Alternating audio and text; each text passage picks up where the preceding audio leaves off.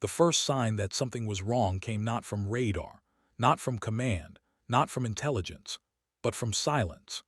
The kind of silence that makes seasoned officers check their equipment twice, then a third time, because the alternative is admitting that 12 men just vanished from the face of the earth. Major Vasquez stood in the operations center at Bagram Airfield, watching the digital map where 12 blue dots had blinked out simultaneously, and felt his stomach drop. Task Force Reaper had been operating in the Korangal Valley for 72 hours, a routine extraction that should have been over by dawn. But dawn had come and gone, and now the only thing coming through the radio was static that sounded almost like screaming if you listened long enough. The valley had a reputation. Pilots called it the Valley of Death, and not because they were being dramatic. The mountains rose like broken teeth, 10,000 feet of rock and snow that turned GPS into educated guessing and turned helicopters into falling coffins when the weather shifted. 3 aircraft had gone down there in the past 18 months. Command had declared it a no-fly zone after the last one, after they'd spent 2 weeks recovering pieces of rotor blade and body bags. But Task Force Reaper had gone in anyway, because there was a high-value target and because someone in Washington had decided that some missions were worth the risk, even if the people making that decision would never have to look at the casualties. Vasquez had been in the operations center for 14 hours straight. His coffee had gone cold 6 hours ago, but he kept drinking it anyway, because doing something was better than doing nothing. The other officers moved around him like ghosts, their faces illuminated by the blue glow of monitors, and nobody was saying what they were all thinking. That Task Force Reaper was already dead, that the silence meant something final and terrible, and that sending anyone else into that valley would just mean more names on the memorial wall.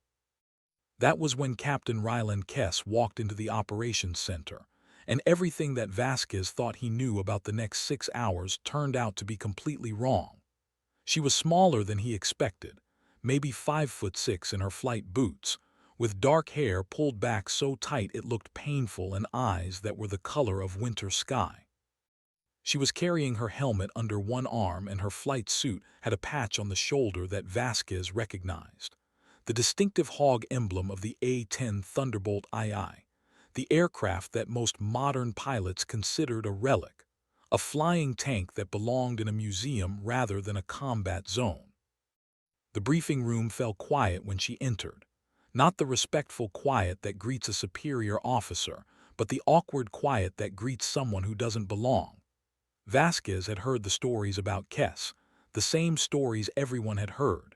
She'd flown combat missions in Afghanistan during her first deployment, back when she was fresh out of flight school and stupid enough to volunteer for the slots nobody else wanted.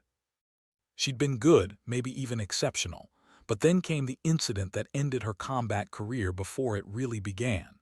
The official report called it failure to follow engagement protocols. The unofficial version, the one that got passed around in bars and ready rooms, was uglier. They said she'd hesitated during a close air support mission, that her delay had gotten Marines killed, that she'd frozen when it mattered most. After that, they'd grounded her. Not officially, not with paperwork that could be challenged or appealed, but in the way the military grounds people when it wants them to disappear quietly. They'd transferred her to transport duty, then to training exercises, then to the kind of administrative assignments that slowly suffocate anyone with actual flight hours. For 3 years, she'd watched younger pilots get the combat rotations she'd once dreamed about, had sat through briefings for missions she wasn't allowed to fly, had become a cautionary tale that instructors used to scare new pilots into following orders. But 6 months ago, something had changed. The Air Force had found itself short on A-10 pilots. The airframe was too old, too slow, and too ugly for the new generation of pilots who wanted to fly supersonic jets with names that sounded like science fiction. The Warthog, as it was affectionately known, had become an orphan aircraft. So Command had made a quiet decision, the kind that never appears in official memos.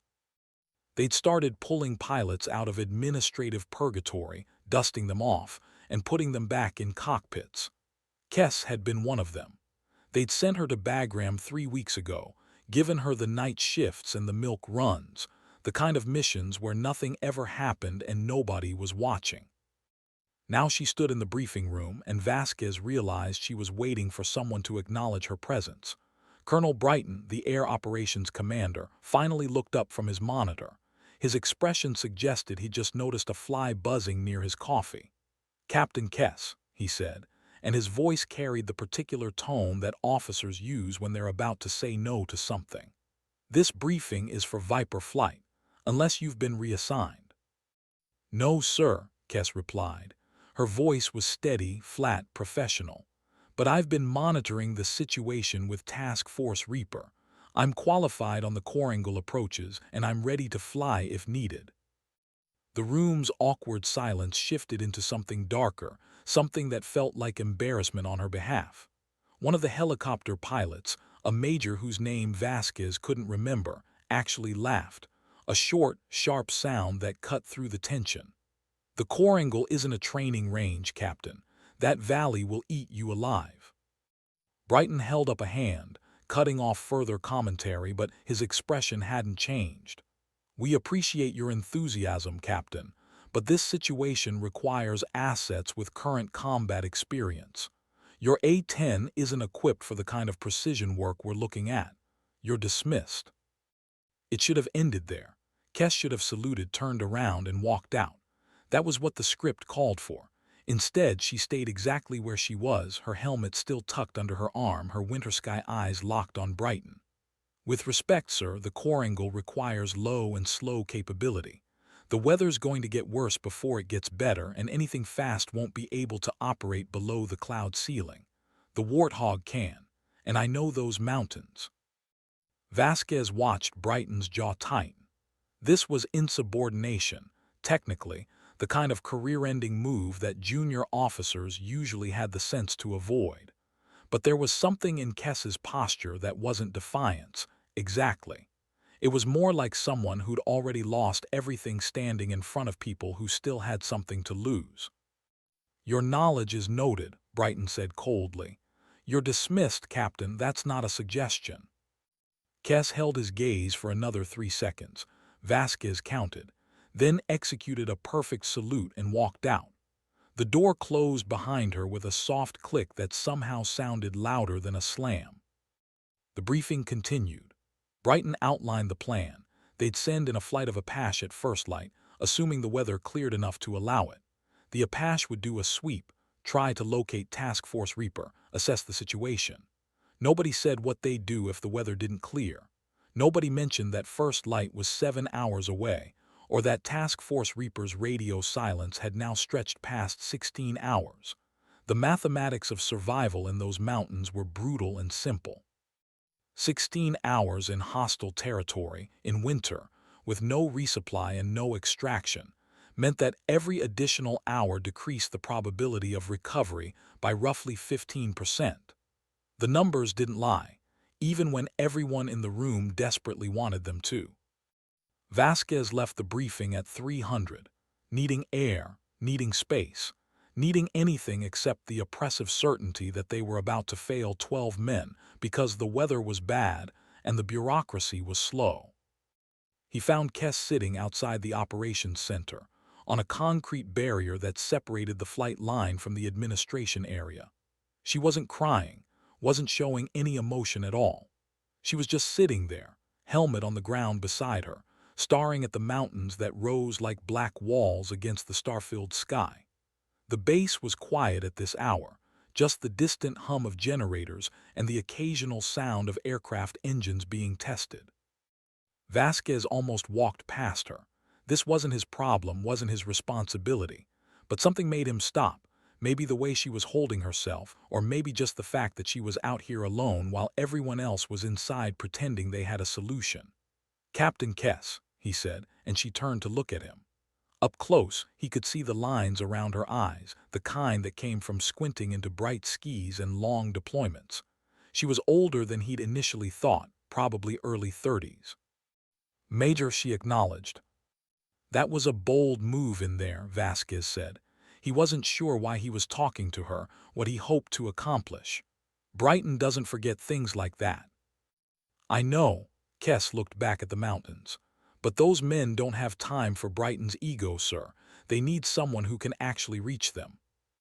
You really think you could fly that valley, in this weather? She was quiet for a long moment. When she spoke, her voice carried a weight that made Vasquez understand why Brighton had been so quick to dismiss her. This wasn't confidence. This was certainty. The A-10 was designed for exactly this kind of mission, sir. Low altitude, bad weather, close air support in terrain that would shred anything else. Everyone treats the Warthog like it's obsolete, but obsolete just means proven. It means reliable. It means the airframe has been doing this job longer than most of the pilots in that room have been alive. And the other part, Vasquez asked quietly, the part where they say you froze. Kess turned to look at him fully, and for the first time he saw something flicker behind her professional mask. Not anger, not defensiveness, something sadder. I didn't freeze, Major, I waited, there's a difference. The Marines on the ground were marking targets too close to civilian structures. I called for confirmation. By the time command sorted it out, 2 Marines were hit by small arms fire. They survived, but command needed someone to blame for the delay. I was the logical choice. And you accepted that. Just let them ground you. I fought it for 6 months, sir. Filed appeals, requested investigations, did everything by the book. But the military doesn't run on truth. It runs on narrative. And the narrative said I hesitated, so that became the truth. She picked up her helmet, turned it over in her hands. Vasquez could see the scratches on the visor, the worn padding inside. This wasn't a new helmet. She'd been flying long enough to earn every mark. But none of that matters right now. What matters is there are 12 men in that valley who are running out of time, and everyone in that operations center is too proud or too scared to send the one asset that might actually be able to reach them. Vasquez knew he should walk away, should go back inside, file his report, let the chain of command handle this the way it always handled things, slowly, carefully, and with maximum coverage for everyone involved. Instead, he found himself saying, how would you do it, hypothetically? Kess looked at him for a long moment, measuring something. Then she stood, tucked her helmet under her arm, and started walking toward the flight line. Come with me, Major. I'll show you. They walked between rows of parked aircraft, past the sleek F-16s and the hulking C-130 transports, until they reached the corner of the flight line where 3 A-10 Thunderbolts sat like forgotten relics. In the darkness, they looked prehistoric, all angles and aggression, with their distinctive twin engines mounted high on the fuselage and their massive gun protruding from the nose.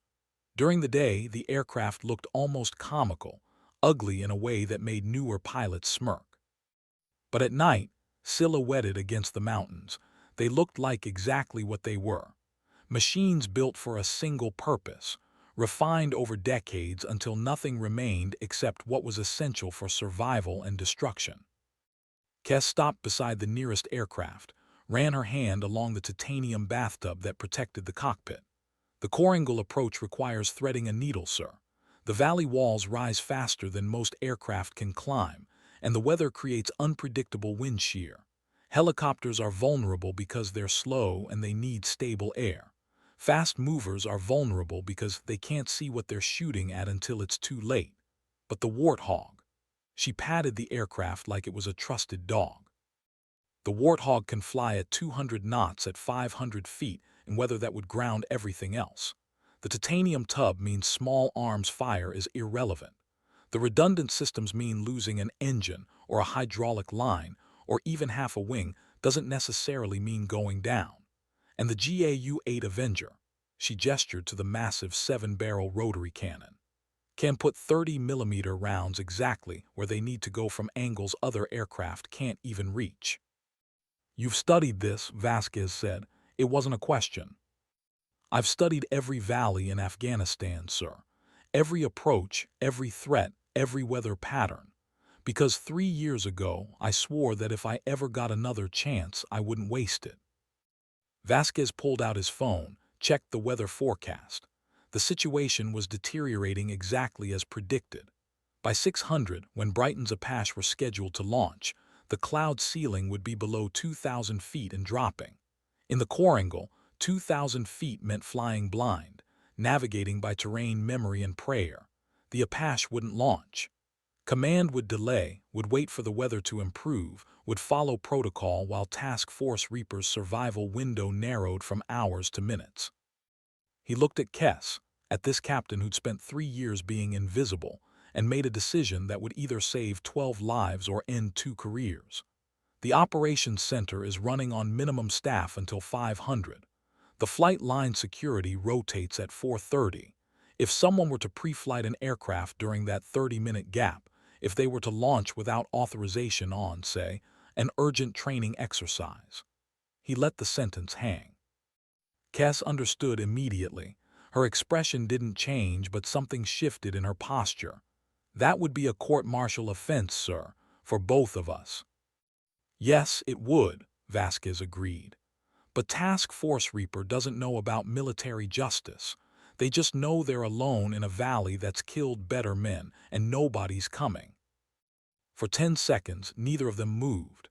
Then Kess straightened, and when she spoke, her voice carried the kind of quiet authority that Vasquez recognized from combat veterans who'd stopped caring about anything except the mission. I'll need 30 minutes to pre-flight. I'll need you to delay any response from the operations center for at least 20 minutes after I'm airborne. That'll get me past the point of no return, committed to the valley.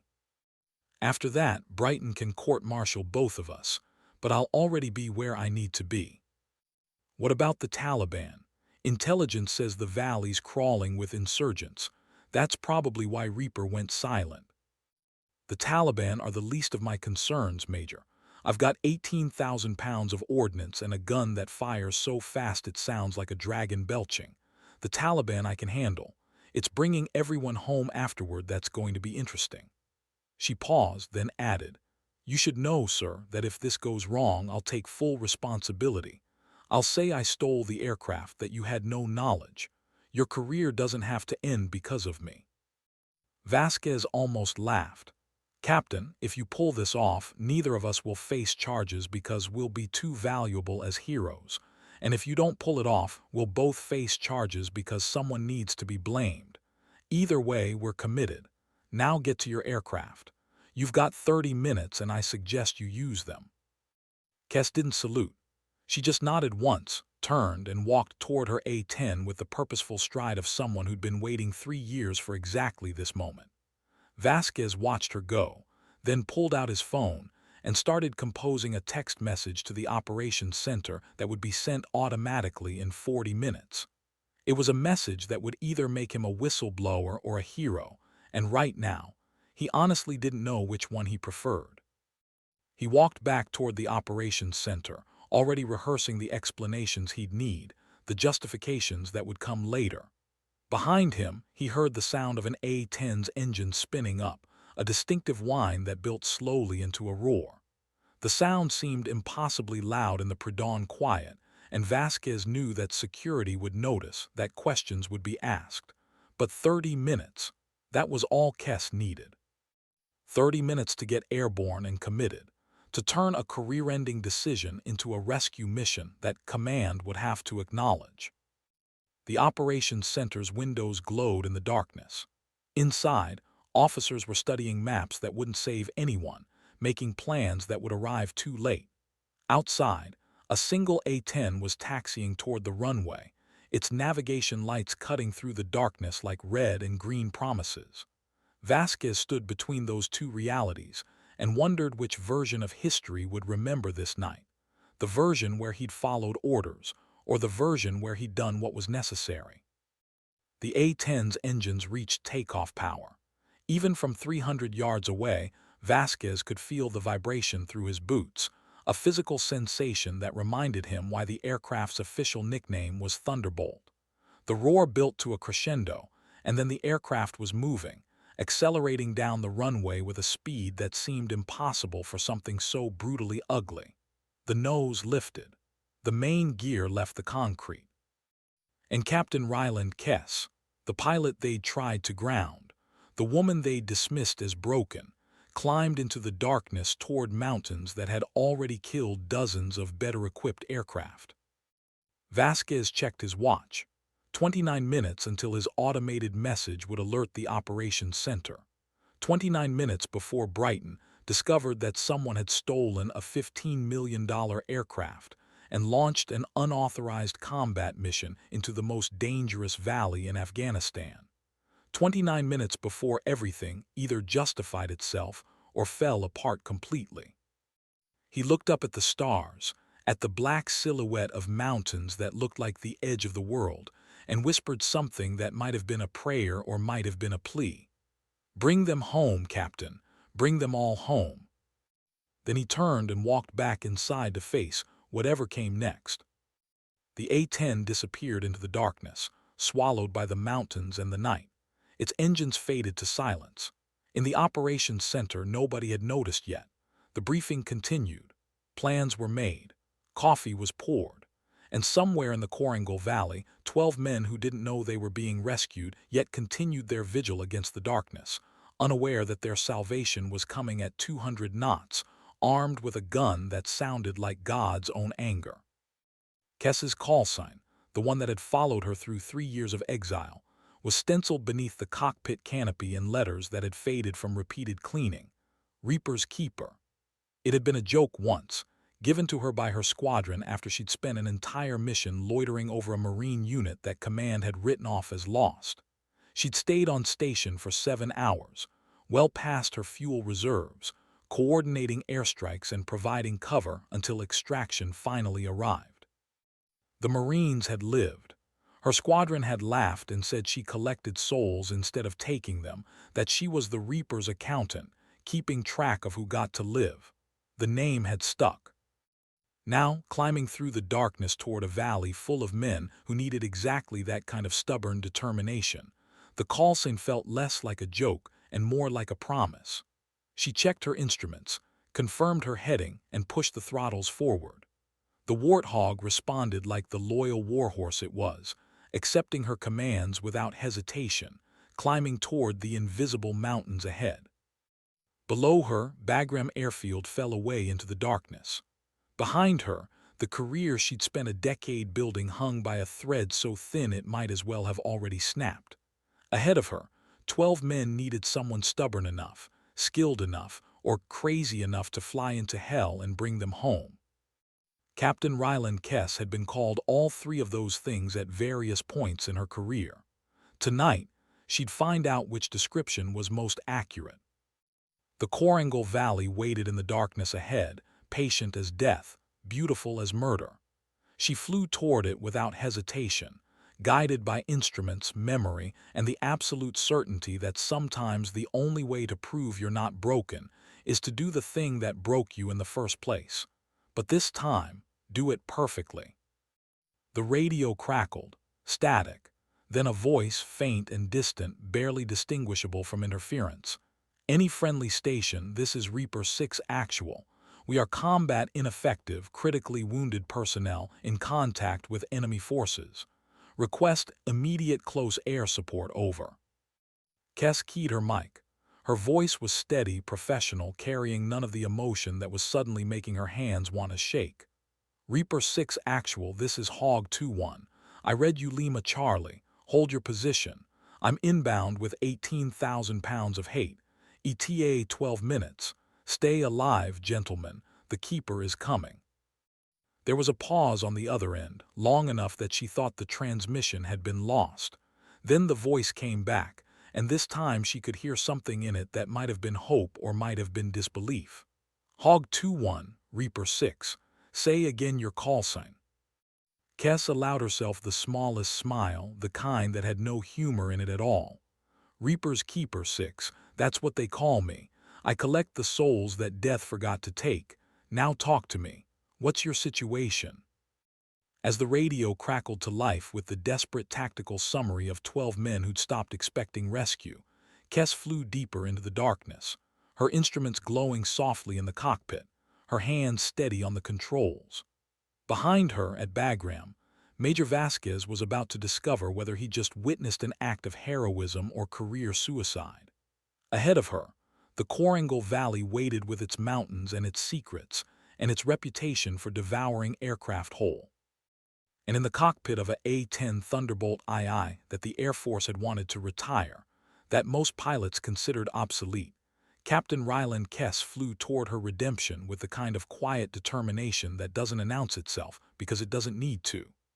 She was already where she belonged, between death and the men it wanted to claim, armed with a gun older than most of the soldiers she was going to save, and a stubborn refusal to let the story end any way except with everyone coming home. The mountains rose ahead, invisible in the darkness except where they blocked out the stars. She flew toward them without fear, without hesitation, without anything except the absolute certainty that this was the moment she'd been waiting for since the day they'd tried to ground her. This was her vindication. This was her proof. This was the mission that would either kill her or finally let her rest. The A-10's gun was loaded. The ordnance was armed. The fuel tanks were full enough.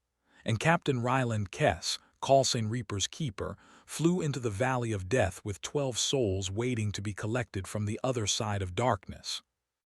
The mountains swallowed her whole. Behind her, Bagram's lights disappeared.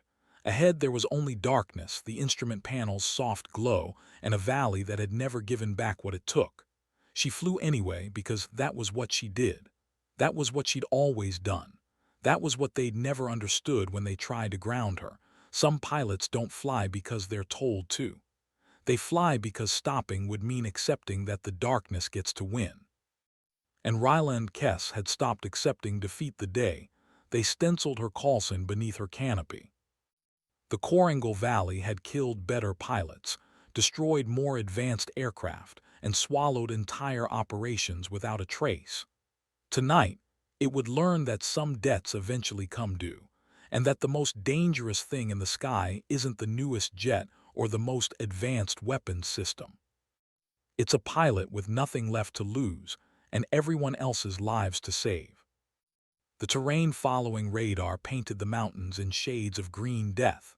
The valley entrance appeared on her display, a narrow corridor between peaks that rose like cemetery walls. Standard procedure would be to climb above the ridgelines, avoid the danger, call for support.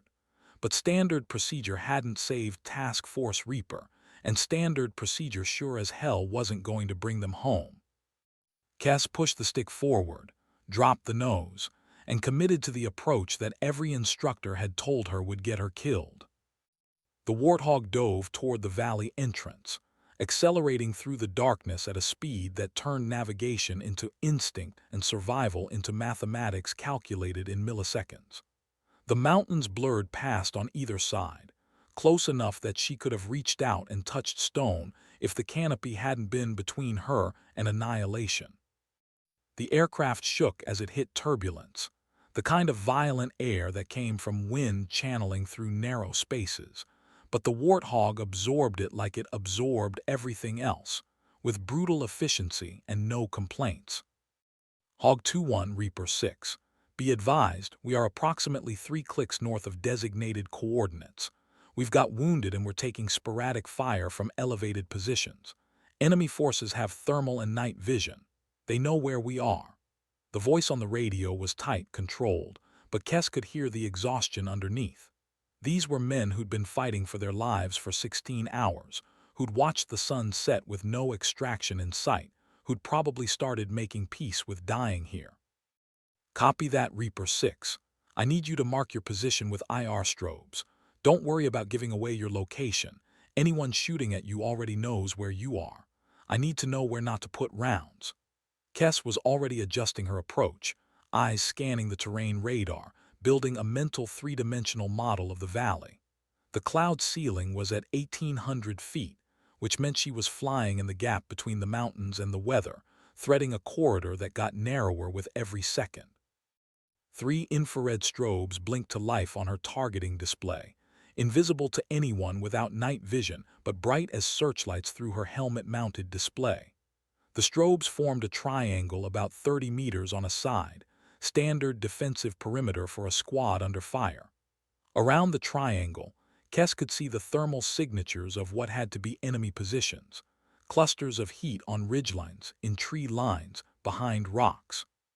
The Taliban had Task Force Reaper completely surrounded, had probably been content to wait for dawn when they could finish this with overwhelming force. They weren't expecting an A-10 to come screaming through the valley at 400, weren't prepared for close air support in weather that should have grounded everything. Reaper 6 Hog 2-1, I've got your position. I've got approximately 15 to 20 enemy signatures surrounding your perimeter. Stand by for danger close fire mission. Recommend you get as low as you can and stay there. This is going to be loud. Kess pulled up, gained altitude, and started her attack run. The Korangal Valley spread out beneath her, a river of darkness flowing between mountains that rose like walls on either side. Somewhere down there, men were dying. Her job was to make sure they stopped dying long enough to get out alive. The GAU-8 Avenger rotary cannon was the reason the A-10 existed. The aircraft wasn't built around the engine or the wings or the cockpit. It was built around the gun, 7 barrels of 30mm hate that could fire 65 rounds per second with enough recoil to slow the aircraft in flight. Each round weighed nearly 2 pounds and could punch through tank armor. Against personnel and light structures, the effect was biblical. The sound was distinctive, a deep brrrt that seemed to tear the fabric of reality, a noise that every soldier on the ground, friendly or enemy, would remember for the rest of their lives. Kess lined up her first pass, adjusted for wind and terrain, and squeezed the trigger. The gun roared. The aircraft shuddered, and 200 rounds of 30mm Freedom erased a Taliban position from existence in a sound that echoed off the valley walls like thunder. Jesus Christ, someone said on the radio, and Kess didn't know if it was Reaper 6 or one of his men didn't care. She was already pulling up, rolling left, positioning for the next pass. The thermal imaging showed targets scattering, trying to relocate, but they were moving too slow and she was moving too fast. The second burst caught them exposed, transitioning between cover. The third burst eliminated a machine gun position that had been hammering Reaper's perimeter since before she'd arrived. Hog 2-1, Reaper 6. That's good shooting. Enemy is breaking contact on the east side. We've still got pressure from the north and west ridgelines. The voice on the radio sounded stronger now, energized by the sudden reversal of fortune. 30 seconds ago, they'd been surrounded and dying. Now they had a warthog overhead, and the Taliban was learning why close air support doctrine existed. Kess didn't respond with words. She responded with another gun run, this one walking 30mm rounds along the western ridgeline in a line of fire that looked like a glowing whip from the ground. Trees exploded, rocks shattered, and somewhere in that maelstrom of destruction, enemy combatants who thought they were the hunters discovered what it felt like to be prey. The radio exploded with chatter, overlapping voices calling targets, confirming friendlies, coordinating suppressive fire. Task Force Reaper was no longer defending. They were pushing back, using the breathing room Kess had given them to reorganize, to treat their wounded, to remember they were United States Army Rangers, and that Rangers don't die quietly in foreign valleys. They die fighting, and they prefer not to die at all. Kess checked her fuel. She had maybe 20 minutes of station time before she'd need to break off and head back to Bagram. 20 minutes to eliminate enough enemy positions to give Reaper a chance at extraction.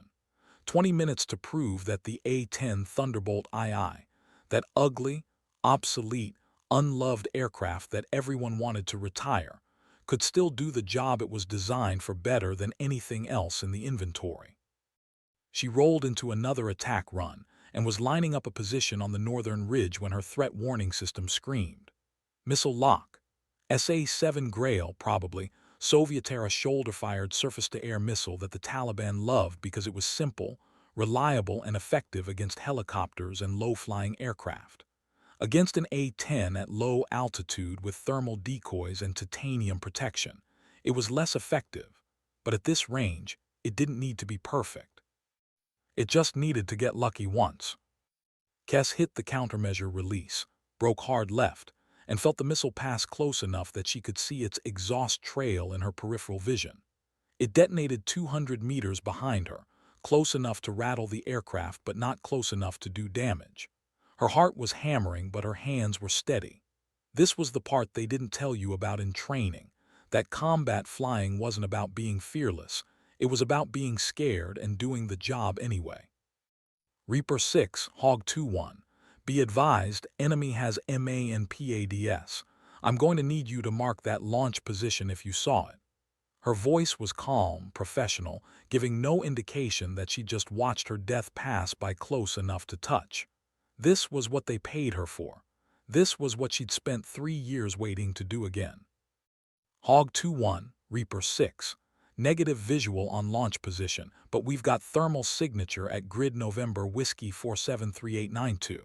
It's in a cave entrance, elevated about 40 meters above our position. The voice on the radio was tight again. Everyone on the ground had just watched that missile launch, had just understood how quickly this could go from rescue mission to recovery mission. Kess checked her ordnance. She still had AGM-65 Mavericks, air-to-ground missiles designed for exactly this kind of target. But Mavericks cost $100,000 each, and the Air Force would want a detailed explanation for every weapon she expended on an unauthorized combat mission. Then again, she was already facing a court-martial. Might as well make it worth it. Copy Reaper 6. Observe marked position. Danger close, recommend you get behind cover. Kess locked the Maverick Seeker head on the thermal signature, confirmed the target and squeezed the trigger. The missile dropped from the wing pylon, motor ignited and streaked toward the cave entrance in a trail of white fire. It looked like a meteor falling upward, beautiful and terrible in the darkness. The explosion lit up the valley wall, a blossom of orange flame that briefly turned night into day. And when the smoke cleared, the cave entrance was a collapsed ruin of rock and shattered stone. Splash 1. Someone shouted on the radio, and this time Kess definitely heard the relief, the adrenaline-fueled excitement of men who just watched their tormentor get erased from existence. She circled the valley, eyes scanning for additional threats, finger poised over the trigger. The thermal imaging showed scattered heat signatures retreating, pulling back into the deeper mountains. The Taliban weren't stupid. They'd come looking for an easy victory over a stranded American unit, and instead they'd gotten an A-10 pilot who was turning the Korangal into their graveyard. The smart ones were leaving. The dumb ones would die here. Hog 2-1, Reaper 6. Enemy contact has ceased. We are securing the perimeter and preparing casualties for evacuation. We've got 3 KIA, 4 critical wounded, 5 walking wounded. We're going to need medevac, but the LZ is not secure for helicopters. Too much elevation, too narrow for safe approach. The voice on the radio had shifted from combat focus to tactical problem solving. The immediate threat was over. Now came the harder part, getting everyone out alive. Kess checked her fuel again. 15 minutes of station time. After that, she'd be committed to the return flight to Bagram with no reserves for additional combat. Standard procedure would be to call for additional assets, coordinate with command, build a proper extraction plan. But standard procedure took time, and time meant the weather getting worse and the Taliban regrouping. Time meant those 4 critically wounded Rangers getting worse instead of better. Time meant more names on the memorial wall. Reaper 6, Hog 2-1. What's your assessment for ground extraction? Can your casualties move? Kess was already thinking through the possibilities, running calculations in her head. The valley was too narrow for helicopters in this weather, but maybe vehicles could reach them if they had enough cover, enough firepower keeping enemy forces suppressed. Negative Hog. We've got 2 casualties who can't move without risking spinal injury. We need air evacuation or we're not all leaving. The voice on the radio was matter-of-fact, but Kess could hear what he wasn't saying. We're not leaving anyone behind, which means if air evacuation isn't possible, we're staying until it is, or until none of us are in a position to care anymore. She looked at the valley walls, at the narrow corridor of space between the mountains and the cloud ceiling, at the weather forecast that showed conditions deteriorating rapidly. She thought about the titanium bathtub that surrounded her cockpit, about the redundant systems that kept the warthog flying even when it had no business still being airborne. She thought about the 12 men on the ground who'd already survived 16 hours they shouldn't have survived, and about the promise she'd made when she'd stolen this aircraft and flown into the darkness. Then she made a decision that would either get her a medal or get her killed, and probably both. Reaper 6, Hog 2-1. I'm going to try something that's either brilliant or stupid, and I won't know which until it's over. Stand by. Kess keyed her mic to the Bagram frequency, the one that would reach Major Vasquez if he was listening, if he hadn't already been arrested, if he still had access to the operations center. Bagram Operations, Hog 2-1. I need immediate medevac authorization for Grid November Whiskey 473892, Coringal Valley. Multiple critical casualties, LZ not secure for rotary wing in current conditions. Requesting emergency authorization for fixed-wing extraction. Acknowledge. Static. Long seconds of static while Kess circled the valley and watched her fuel gauge drop and wondered if she just made the kind of request that would get her locked in a psychiatric ward instead of just court-martialed. Then Vasquez's voice, quiet and controlled. Hog 2-1 Bagram. That's a negative on fixed-wing extraction. Valley is too narrow, conditions are too dangerous. Wait for weather to clear for rotary wing evacuation. Bagram Hog 2-1. Negative. Weather is deteriorating, not improving. If we wait, those men die. I can do this. I need you to trust me. Kess was pleading now, all pretense of military formality gone. This wasn't about protocol or procedure. This was about whether 12 men lived or died based on a decision that someone in an operations center would make without having to look those men in the eye. Another pause. Then, Hog 2-1 Bagram. Colonel Brighton has assumed command of this frequency. Captain Kess, you are ordered to return to base immediately. Do not attempt fixed-wing extraction. Do not engage further with Task Force Reaper. You have committed multiple violations of military law and you are making it worse with every second you remain in that valley.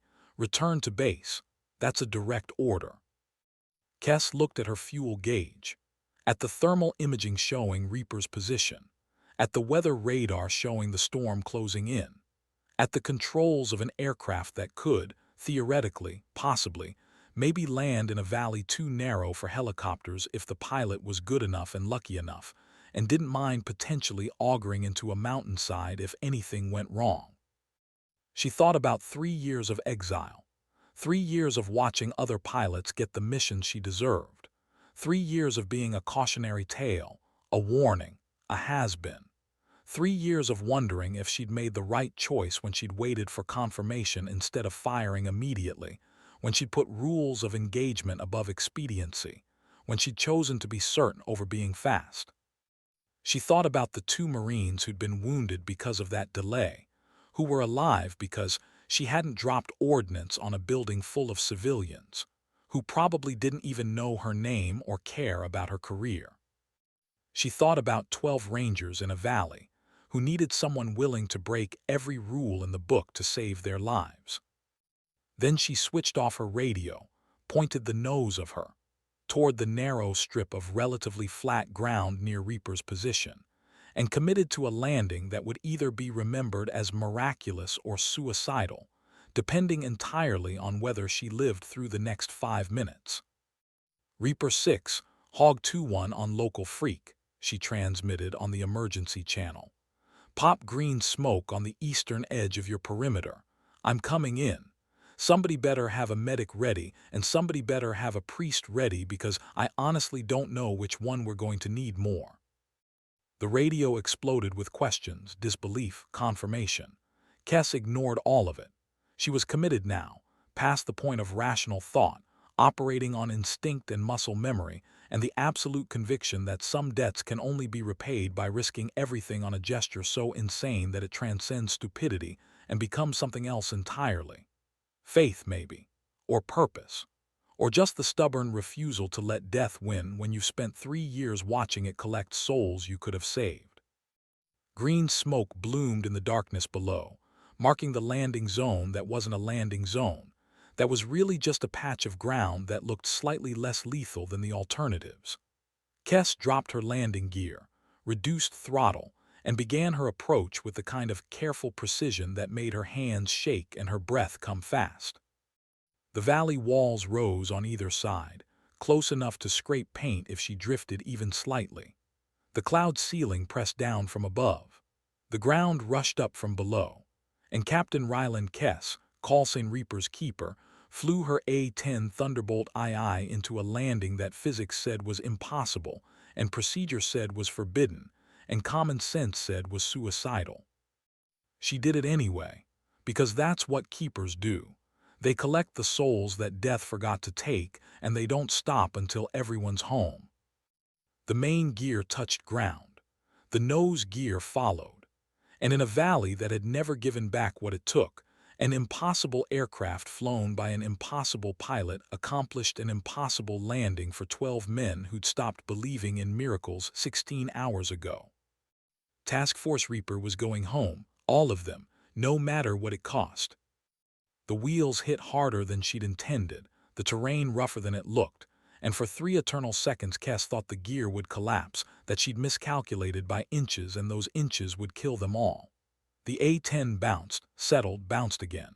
She rode the brakes, felt the anti-skid system fighting for traction on ground that was more rock than dirt.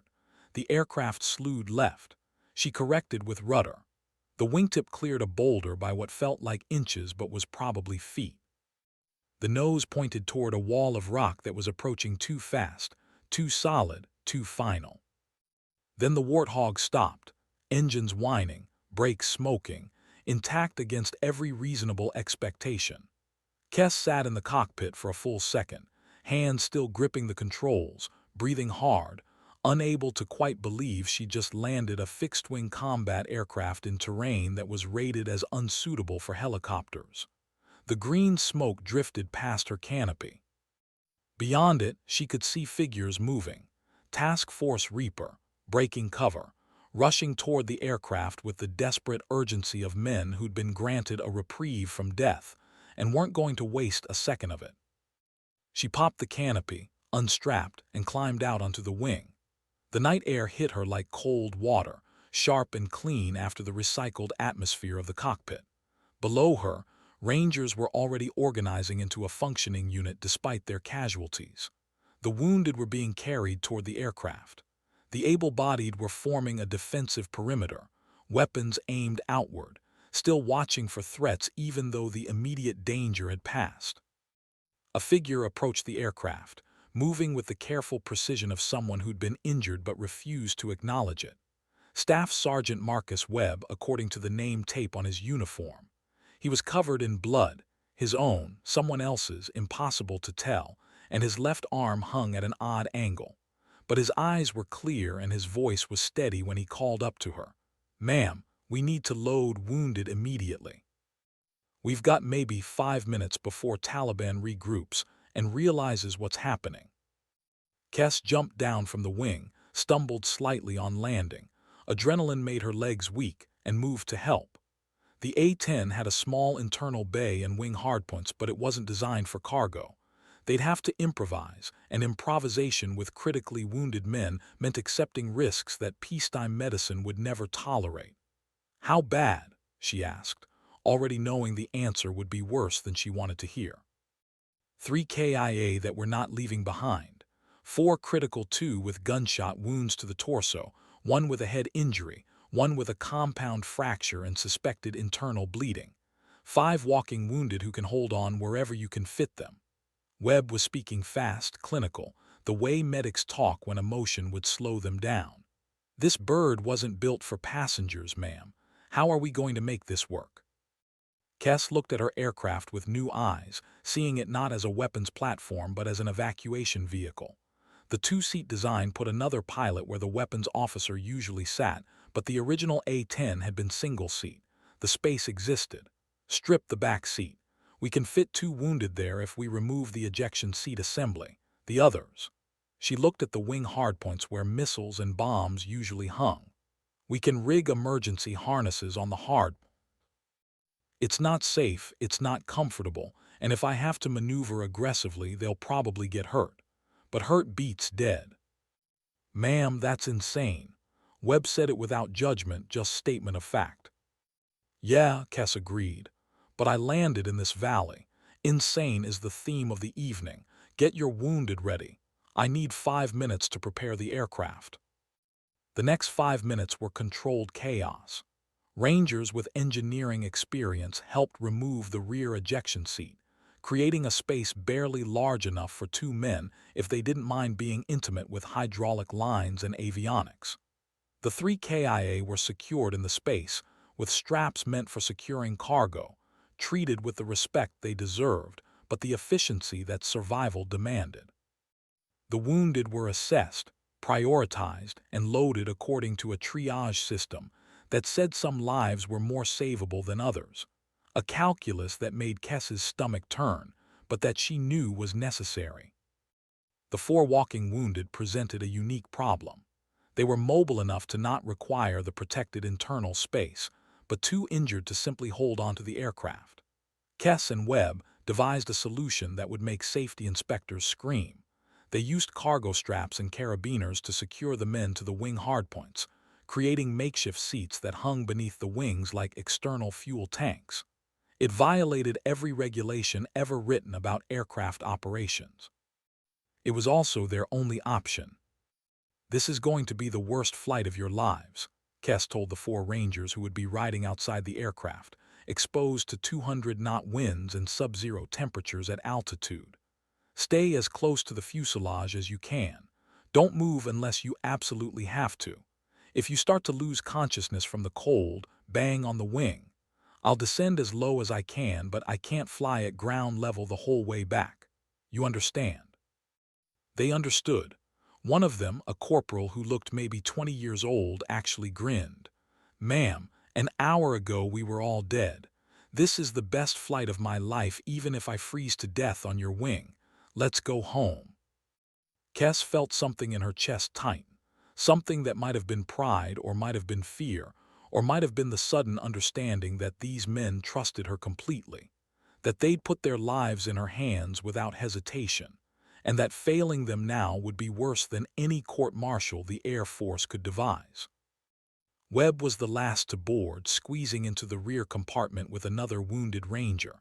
Before he settled in,